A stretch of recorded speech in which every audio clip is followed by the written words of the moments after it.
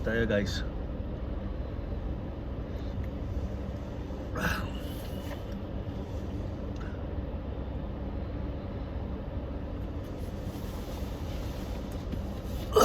Hindi ko nakailigan na mag-breakfast na maaga.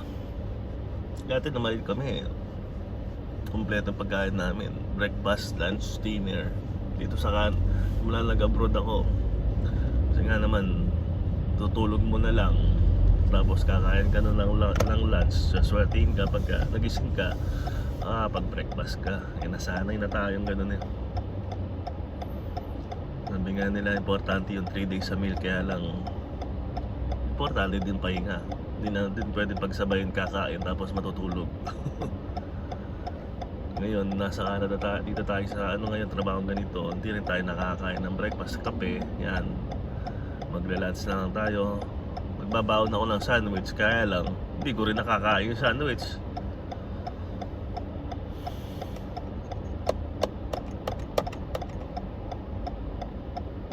Napapansin niyo po ba guys?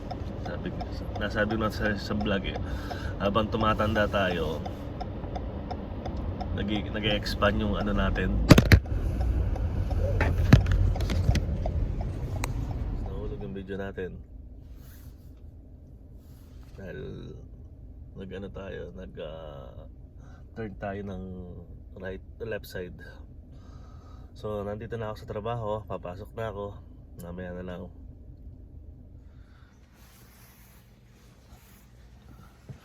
Guys, good morning. Today is Thursday. Nag-upload ako kahapon. Baligtad ang video ko. Hindi ko napansin sa pag-i-edit ko. Nagsama ko yung Tuesday, Wednesday na video. Kaya lang dinilit ko. Kumusta po kayo?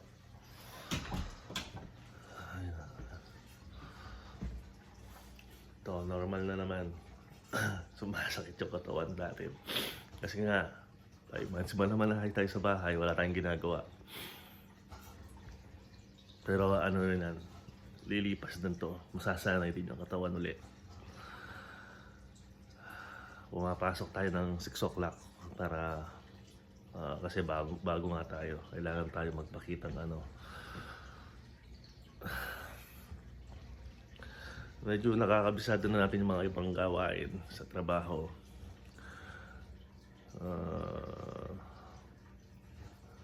Nagiging bihasa na tayo sa pagiging mekaniko. Yung mga electric na lang.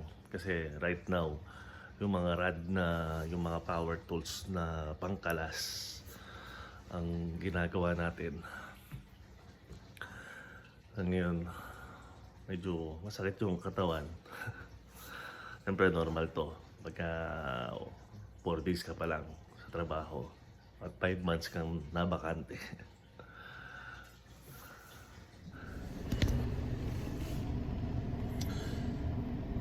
Hindi natin alam kung saan natin lalagay itong mahuhulog. Magpagkwentuhan lang tayo. Hindi natin wala tayong wall mat kasi nakaka-istorbo sa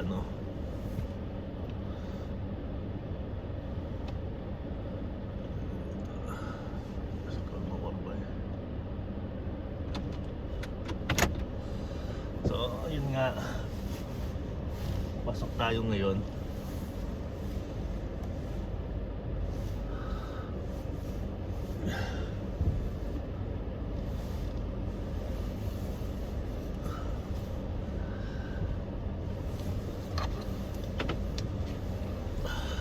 Ayun tayo. Dito tayo dadaan sa ibang daanan para malaman natin ang mga daanan dito.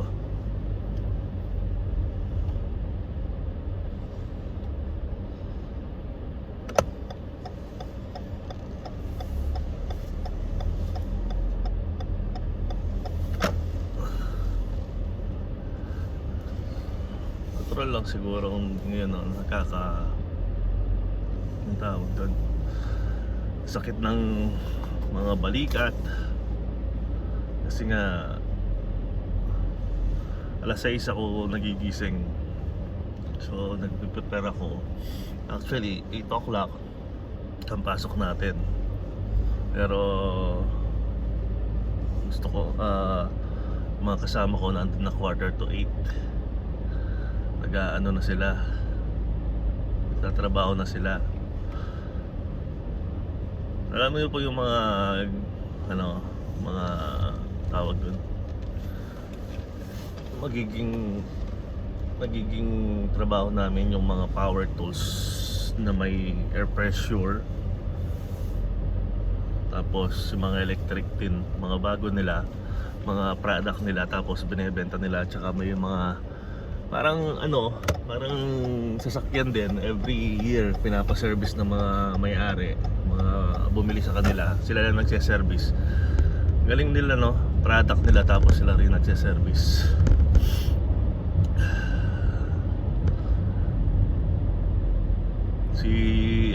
Si Jacob baka pumasok, magtatrabaho na rin. Si Mrs.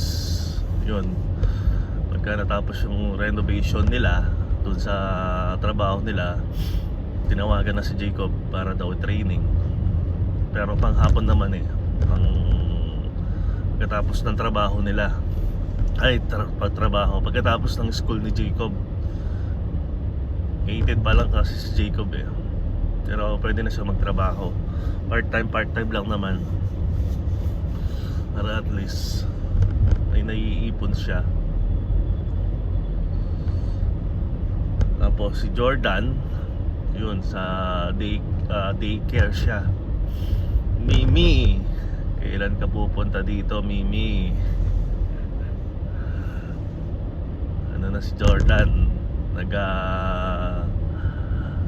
hindi naman, pero actually kasi kailangan kasi mag-interact ni Jordan sa mga bata, sa kapwa niya bata. Kasi nga normal sa mga bata, di po ba, ang mag-interact sa kapwa. Kasi kung magulang ang kasama sa bahay at ako yung kasama niya, madali po tayo tatanda sa bahay pagka nasa bahay tayo.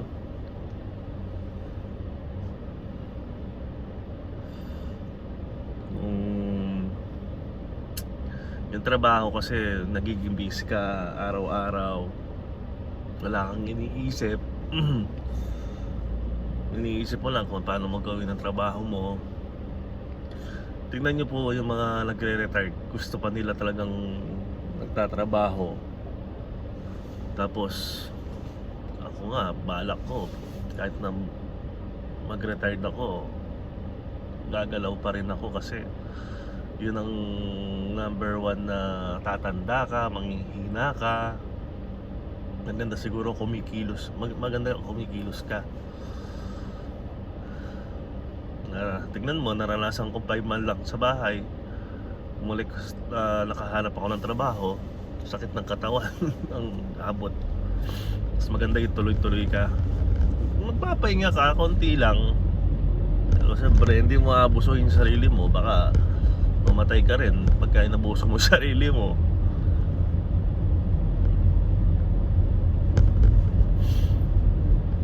Retirement, pagka sinabi na nag-retire ka na sa trabaho, pero siyempre maghahanap ka ng pagkakaabalahan mo.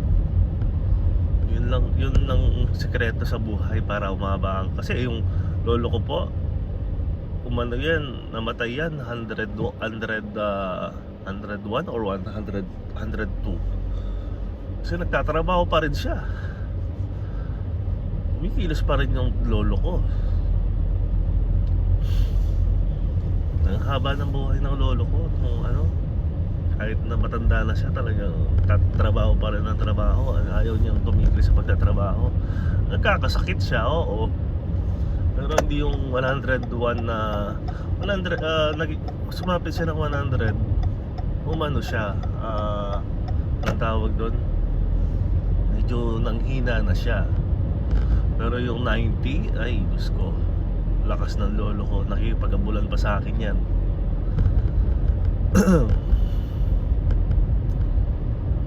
Sabi naman nila yung mga matatanda noon, mahaba talaga ang buhay. Kasi nga yung kinakain nila press nung araw, hindi katulad sa atin ngayon, puro frozen, puro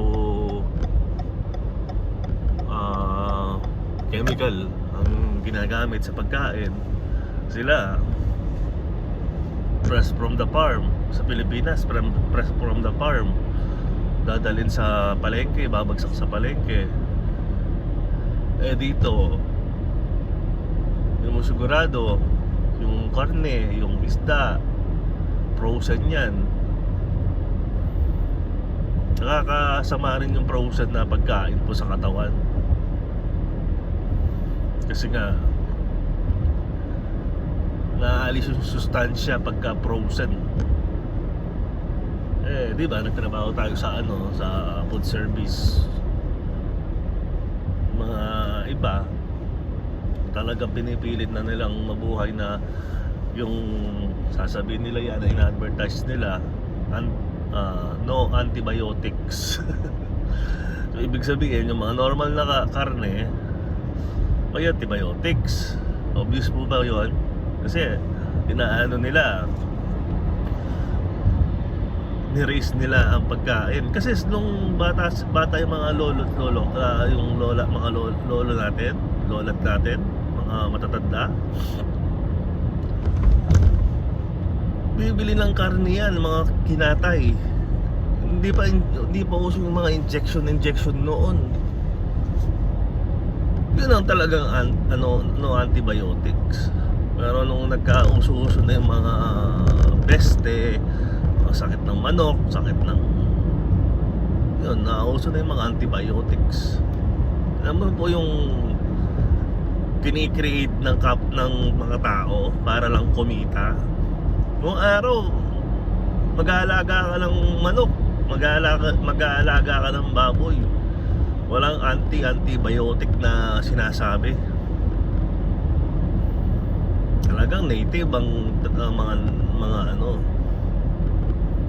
Ngayon, kasi gustong kumita rin ng mga veterinary, mag-create sila ng mga sakit. Alam niyo, tayo lang gumagawa ng mga sakit po para lang kumita. Hindi naman siya napakadunong ko. Tignan niyo po ha. Kung gusto niyo mag-business, gumawa ka ng product mo, siguraduhin mong masisira ang product mo. Para ikaw rin kikita sa uli, magpapaservice. Ganyan po ang recycling ng buhay. Mga ano na yan, mga veterinary na yan. Ano ba? Gagawa sila ng gamot sa mga sakit na ganyan. Pero yung mga iba, oo, naniniwala ako na cure talaga. Pero minsan sinasadya rin natin mga tao dahil ang isip natin puro kitaan, puro pera. Ako, sabi ko nga sa sarili ko, bakit ko wawasakin ang yung isang bagay or yung isang para lang kumita ng pera. Konsensya mo yun Alam ng Panginoon bawat kilos ng isang tao.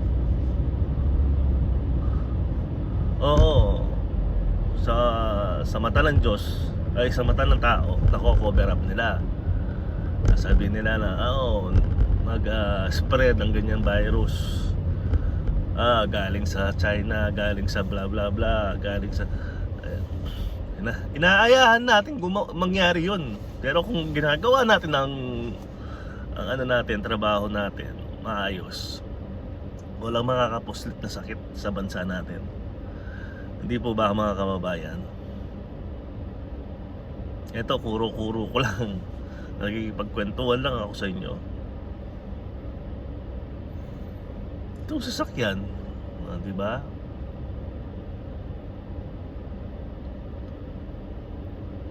Pwede naman tayong gumawa ng sasakyan na pang matagalan na oo, yung oil pinapalitan, pero yung mga spare parts, lahat ng gamit or gamit dito sa mundo may, alam ko, pagkain may expiration.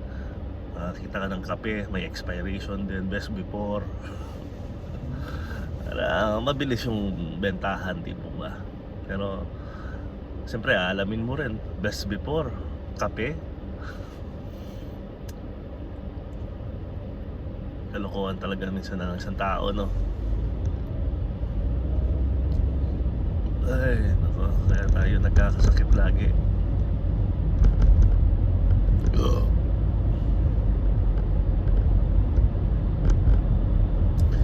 Malapit na po tayo, 12 minutes. Dumaan ako sa isang lugar, nirotate ako sa walang traffic.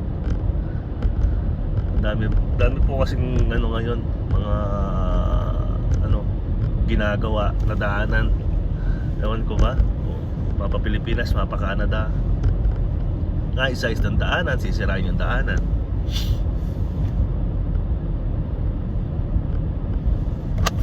Bagay, wala sila tatrabahuin kung wala silang sisirain. Sabi ko nga, walang gagawin kung hindi masisira. Ay, Joseph.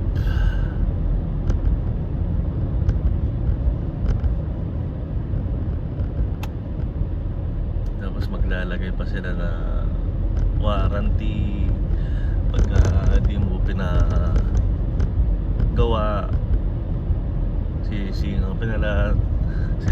Nasira po to dahil hindi kayo nagpapaservice. Nawawala yung warranty ninyo. Mga marketing strategy.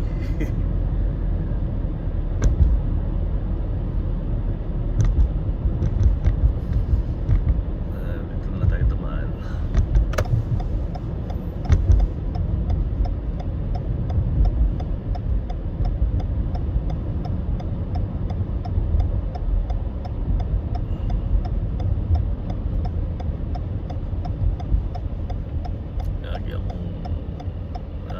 Sa island na to, gabi talaga kasi nga malabo yung natin sa malapitan. Nag-iingat tayo sa tuwing nagmamaneo tayo.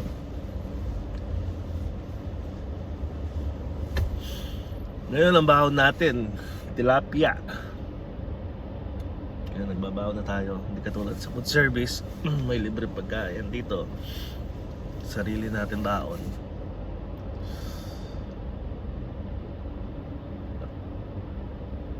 At least hindi na tayo nagra-rush pagka busy. Nandun lang tayo, gagawin lang natin kung anong magagawa natin.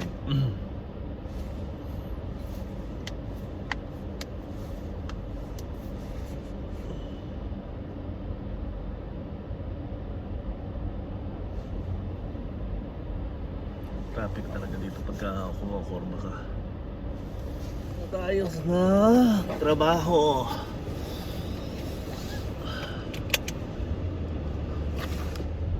Ay, uwi na tayo. Again, another day done. Sugat yung kamay ko. Nabubutas kasi yung mga gloves na sinusuot namin.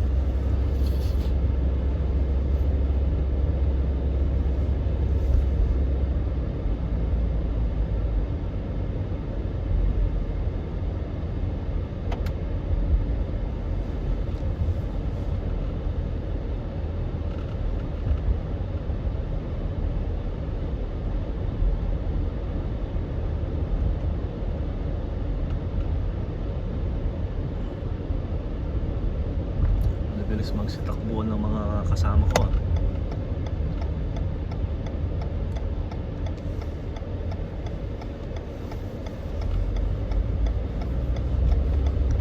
Kauwi yan pag talaga unahan.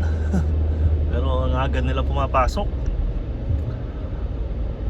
Almost siguro 30 minutes, nandyan na sila. Tinanong ko nga yung kasama ko, sabi nila, yun ang peak na overtime na ginagawa nila. Sabi ko, paano nila na ano yung peak overtime na yun? Hindi naman sila nagka-clock in, clock out. Ako minsan, hindi tayo gagaya sa mga ganyan.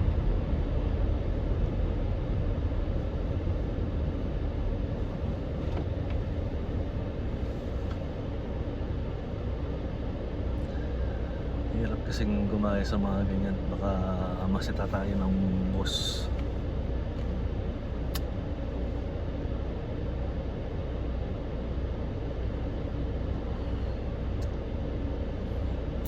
Kababayan, nandito na ako sa bahay at nakapaligo na ako.